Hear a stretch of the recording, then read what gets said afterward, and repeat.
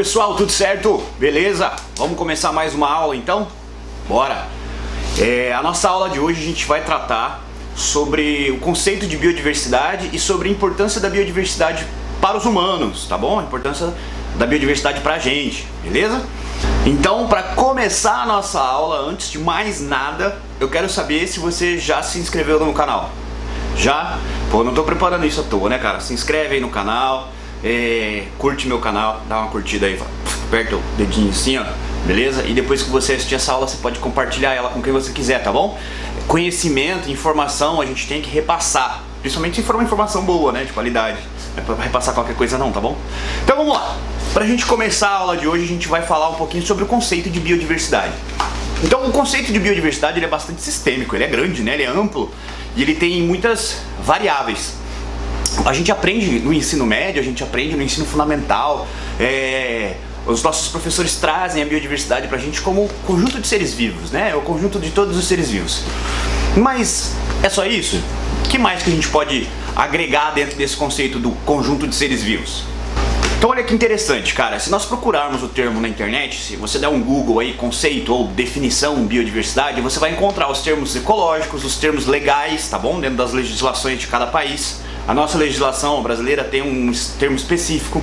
Você vai encontrar os conceitos associados à interação dos seres vivos e tantos outros. Mas a gente pode dizer que biodiversidade é o conjunto realmente de formas diferentes de vida, de espécies diferentes. A diversidade biológica, né, como também pode ser chamada biodiversidade, ela está associada às diferentes formas, não? A variabilidade de seres vivos que existe em determinado local.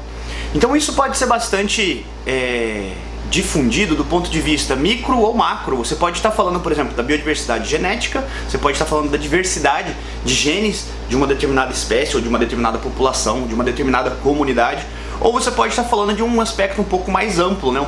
Um aspecto macro. É a variabilidade entre todas as espécies, de todas as origens, seja marinha, seja terrestre, seja aquática de água doce e assim sucessivamente, tranquilo? Isso a gente está falando de um ponto de vista de diversidade, tá bom? Mas existem ainda outros fatores que podem ser incluídos no termo biodiversidade. A biodiversidade ela não pode levar em consideração a intervenção humana, ela tem que ser natural, né? Ela tem que estar associada somente aos aspectos naturais. E ela pode transcender os limites de uma determinada região. A gente pode ter uma biodiversidade local, a gente pode ter uma biodiversidade ecossistêmica, a gente pode ter uma biodiversidade global, por exemplo, tá bom? Para resumir, assim, um resumão grande assim, bem simples assim, a gente pode dizer que quando a gente fala de biodiversidade, a gente está falando da diversidade, da variabilidade, das diferentes formas de vida na Terra, tá bom? Que podem ser desde um conjunto de genes de uma população, pode ser o conjunto de indivíduos de uma comunidade, pode ser diversidade de vida microscópica, tá bom? De genes, de fungos, de bactérias, de algas. Então quando a gente fala de diversidade biológica, a gente está falando de tudo isso, certo? Então até aqui nós vimos o conceito, né, de biodiversidade, tá? Sugestão, se você quiser dar uma olhada na internet, depois dá um Google aí, pede conceito de biodiversidade que você vai ver bastante informação acerca desse assunto, tá bom? Mas por que a biodiversidade é importante pra gente? Professor, eu não estudo biologia, pra mim não faz diferença. Eu curso medicina, pra mim não faz diferença. Eu sou engenheiro, biodiversidade pra mim não serve pra nada. Então, cara, você já parou pra pensar em quais são os benefícios que a biodiversidade nos oferece? O que ela nos traz de benefício? O que ela nos traz de vantagem? A importância da biodiversidade está nos serviços que ela nos oferece. Como assim, cara? Como assim? Serviços ecossistêmicos que a biodiversidade oferece para os seres humanos. Então, sobre esses serviços ou sobre essas características, esses efeitos, dependendo do autor, né, como ele cita, a gente pode citar três tipos de serviços principais, tá bom? Os serviços que nós chamamos de diretos, serviços que nós chamamos de indiretos e serviços que nós chamamos de estéticos, tá ok? Então, dentro desses três modelos, desses três serviços, eu vou citar alguns pra gente poder conhecer melhor e quem sabe até discutir melhor isso de uma outra forma, tá bom? Então vamos lá. Primeiramente, serviços diretos. Quais são esses serviços diretos? Cara, primeiro, é fonte de alimento. A biodiversidade nos oferece alimentos. Já se imaginou comendo só arroz? Ou você já se imaginou comendo só soja? Ia ser meio complicado, né? Então, a garantia de variabilidade, a garantia de uma diversidade de plantas e de animais nos garante alimento, nos garante matéria-prima para a produção de vestuário, para a produção de roupa, para a produção de moradias, né, de residências. Dentro desses serviços diretos, um negócio bem legal para citar, por exemplo, é os recursos que são oferecidos para a produção de medicamentos. A gente está vivendo uma crise mundial de saúde, né? Uma pandemia histórica, tá todo mundo preocupado. Mas você já parou para pensar quantos medicamentos podem deixar de ser criado, inventado, descoberto por conta do desmatamento que acontece anualmente? Já parou para pensar nisso? Cara, a Amazônia é uma fonte natural e quase que inesgotável, né? Quase que, tá bom? A gente tá dando um jeito de esgotar. De recursos, de matéria-prima para produção de medicamentos. Assim, eu acho muito legal citar, quando eu tô em aula, alguns medicamentos que são tirados de produtos que a gente sequer imagina. Ó, vou dar um exemplo bem simples, cara. A jararaca, beleza? Uma serpente peçonhenta, a gente tem ela distribuída na Amazônia, a gente tem ela distribuída no Brasil, em algumas regiões do Brasil, mas o principal remédio para hipertensão, para o tratamento da hipertensão, o pessoal chama de pressão alta, é retirado do veneno da jararaca. É o captopril, não sei se vocês já ouviram falar, mas o captopril ele é feito à base do veneno da jararaca. Mano, se a gente matasse todas as jararacas, né? Porque cobra, viu, dá medo, a galera mete o pau, mata mesmo, né?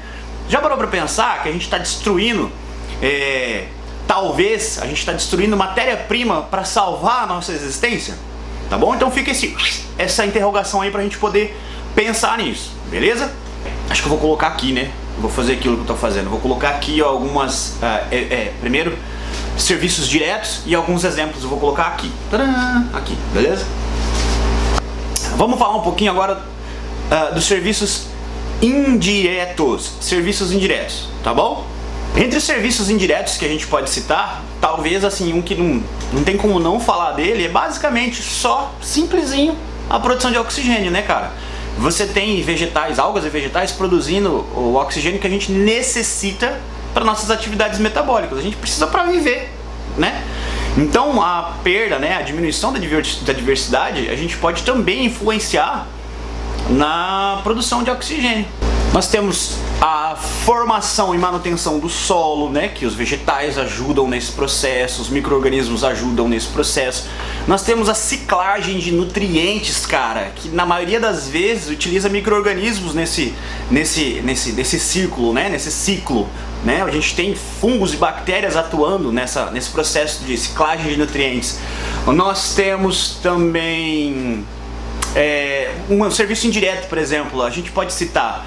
É bem comum fazendas retirar próximo aos rios, né, o que a gente chama de mata ciliar, retirar toda aquela vegetação para que o gado chegue até a beira do rio para beber água. Mas, cara, para que serve aquela, por exemplo, né? Para que serve aquela mata ciliar que está ali? Cara, primeiro que ela previne contra a erosão, os galhos que estão na água, as raízes que estão fixas na água, que estão ali próximo, elas servem como um berçário e abrigo de espécies que podem se reproduzir ali. Não estou falando só de peixe, estou falando de invertebrados aquáticos gerais, inseto, macrocrustáceos, microcrustáceos e assim sucessivamente.